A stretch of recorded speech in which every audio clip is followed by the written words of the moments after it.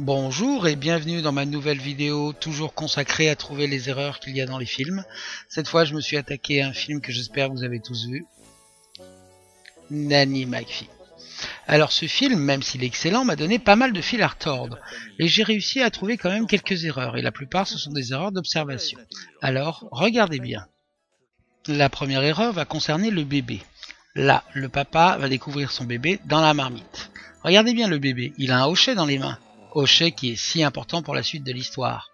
Et pourtant, lorsqu'il le soulève, il n'a plus rien dans les mains.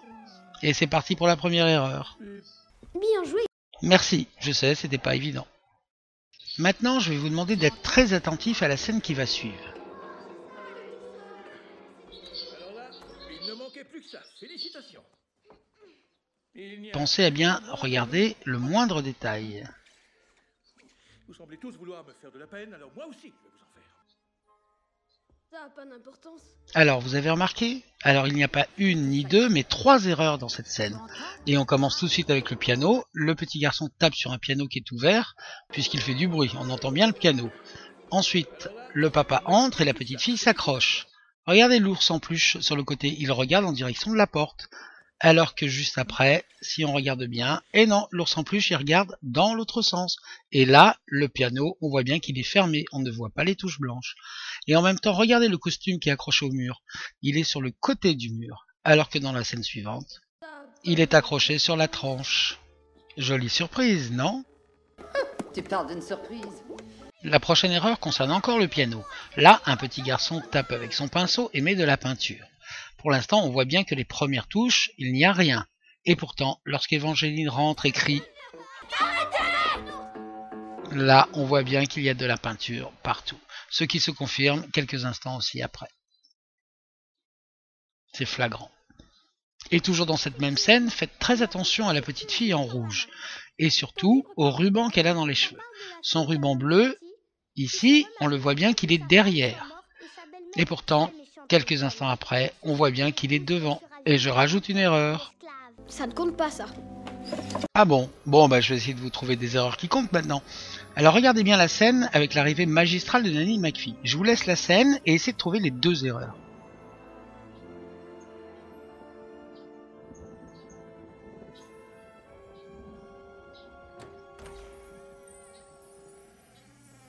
Voilà, vous avez trouvé? Bon, je vais la détailler, on la remet. Alors regardez bien en premier l'ombre de Nanny McPhee. Nanny McPhee est de profil, et là on voit bien que l'ombre est très foncée et très noire. Et pourtant, lorsqu'il ouvre la porte, l'ombre est beaucoup plus claire, ce n'est pas la même ombre. Et de plus, Nanny McPhee, qui normalement devait être de profil, ah ben elle est de trois quarts d'eau, ce n'est plus la même ombre. Et voilà, je sais pas, est-ce que je dois continuer vraiment à trouver des erreurs? Bien sûr. C'est gentil ça. Alors je continue. Et maintenant Nanny McPhee dit bonne nuit aux enfants le soir avant de se coucher.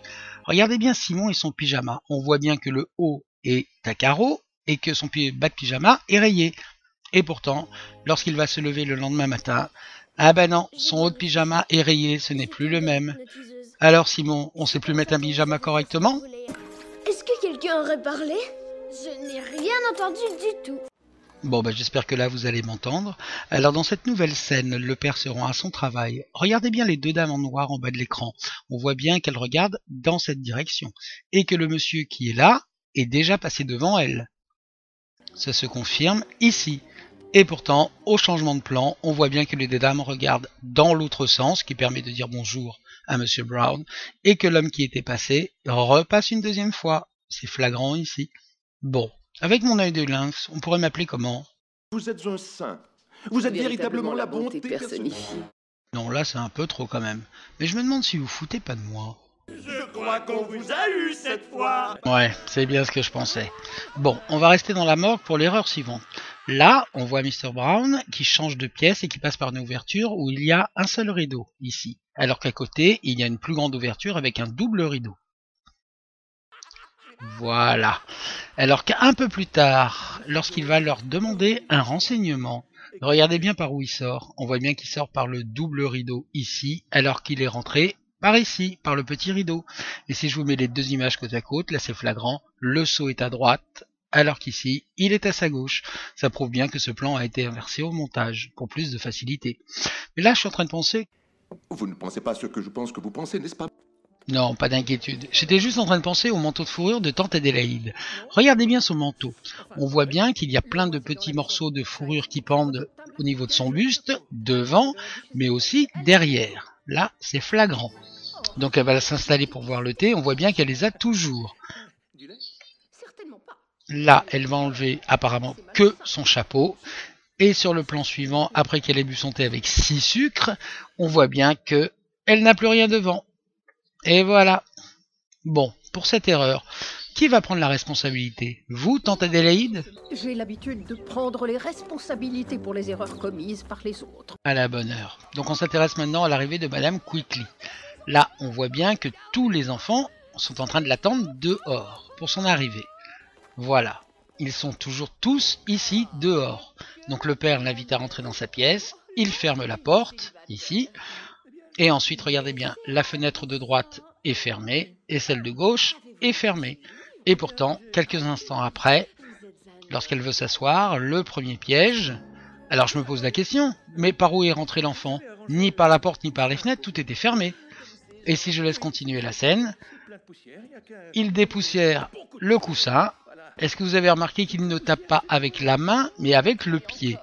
Non, alors regardez bien en ralenti. En même temps qu'il va taper dans le coussin, il va donner un coup de pied. Ici, et l'enfant tombe une fois, et il retombe une deuxième fois. Eh oui, je suis un très bon observateur. Je n'aurais jamais soupçonné ça chez vous, mais aujourd'hui je le vois. Ah bah c'est très gentil. Bon, pour la prochaine scène, je vous laisse d'abord regarder. Nous devons étouffer cet élan sauvage avec ce breuvage apaisant. Voilà, vous avez bien regardé et écouté, alors je vous la remets. Donc Monsieur Brown va lui servir le thé. Donc regardez bien ce qui va sortir de la théière ici. On voit bien au ralenti qu'il va sortir du vrai thé une fois ici. Et une deuxième fois. Et pourtant la tasse est complètement vide et sèche. Et il y a une espèce de vase gluante qui tombe dedans. Et cette vase provient du crapaud, écoutez le crapaud. Avec ce breuvage apaisant. On n'arrête pas de l'entendre. Alors comment ça se fait que Madame Quickly ne l'entend pas? Elle doit être sourde, on remarque. Comme vous avez raison. Et pour finir avec cette scène, regardez bien. Les enfants préparent de la purée. On les voit bien ici qu'ils sont dans le couloir. Donc la purée va arriver dans le dos de Madame Quickly. C'est-à-dire que la purée va arriver par ici. Ah bah si vous suivez la scène, Monsieur Brown va la protéger et se prend la purée dans le dos. Là, on voit bien clairement qu'il s'est pris la purée. Donc, Madame Quickly est face à la porte et devrait voir les enfants. Alors, non seulement elle est complètement sourde, mais en plus elle est complètement aveugle. En plus, si vous regardez bien où ils sont, ça ne ressemble absolument pas à la scène où ils étaient devant la porte. Ici, regardez, c'est complètement différent. Et voilà. Et pour finir, non seulement elle est sourde, aveugle, et comme elle n'a pas de GPS, au lieu de sortir par la porte normale, elle s'en va par une autre porte. Je crois qu'on devrait arrêter maintenant. Non, laissez-moi finir quand même avec les 3 dernières erreurs. Alors maintenant, regardez bien le petit garçon qui va s'asseoir. Là, on voit bien qu'il s'est assis sur la 2e marche et que son petit frère est assis sur la 1re. Alors qu'un tout petit peu plus loin dans la scène, là, on voit bien qu'ils sont assis sur la même marche. Et après, ils se relèvent bien de la bonne marche. Bon, je peux finir avec les 2 dernières erreurs? Je vous laisserai faire ce que vous devez faire. Merci Nani. Maintenant on arrive à la demeure de Madame Quickly. Regardez bien sa porte d'entrée et surtout ce qu'il y a autour. Les feuilles, les fleurs, les roses, le feuillage. Maintenant Madame Quickly va ouvrir. Et là on voit bien qu'il y a 3 roses à sa gauche. Et après, elles ont complètement disparu. Ce n'est plus du tout la même configuration. Et à la fin de la scène, on retrouve les 3 roses. Allez, on y va pour la dernière erreur? Oui, bien sûr. Et celle-ci se passe dans la scène finale où il y a la grosse bataille de gâteaux. Mais je vous laisse d'abord regarder.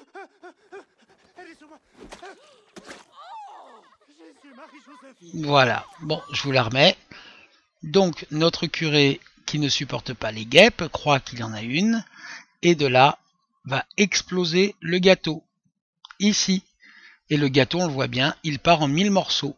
Alors maintenant, regardez Madame Quickly, qui déjà ferme les yeux avant de se recevoir le gâteau, se prend une grosse part sur la figure. Alors cette grosse part, elle vient d'où? Et avant de vous quitter, je voulais vous faire entendre un petit détail que je n'avais pas remarqué après avoir vu le film 5 ou 6 fois. Écoutez bien ce que va dire la cuisinière. Il tombera de la neige en juillet avant que cette famille revienne dans la bonne voie. Voilà, et à la fin du film, elle va dire... De la neige! De la neige en plein juillet! Et voilà, c'est un petit détail que je n'avais pas remarqué qui a son importance. Et maintenant, comme le dit si bien Nanny McPhee... Quand vous avez besoin de moi, mais que vous ne voulez pas de moi, alors je dois rester. Quand vous voulez de moi, mais que vous n'avez plus besoin de moi, alors je dois m'en aller. Donc vous risquez de me supporter encore un bon moment. Voilà, c'est terminé avec Nanny McPhee. Je remercie à tous d'avoir visionné cette vidéo et je vous dis à très bientôt pour un nouveau film et encore tout un tas d'erreurs. Au revoir.